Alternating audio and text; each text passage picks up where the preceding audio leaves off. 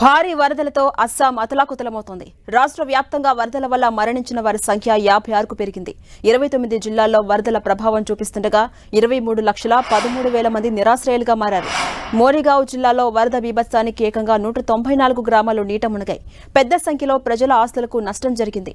వరద ప్రభావిత ప్రాంతాల్లో అసోం గవర్నర్ గులాబ్ చంద్ కటారియా, ముఖ్యమంత్రి బిశ్వ శర్మతో పాటు పలువురు కేంద్ర మంత్రులు వేర్వేరుగా పర్యటించారు. ముంపు బాధితులను పరామర్శించారు.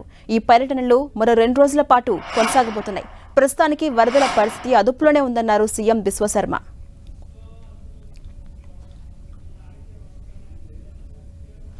ఉత్తరాఖండ్ను వర్షాలు ముంచెత్తుతున్నాయి. ప్రధాన నదులన్నీ ప్రమాదకర స్థాయిలో ప్రవహిస్తున్నాయి.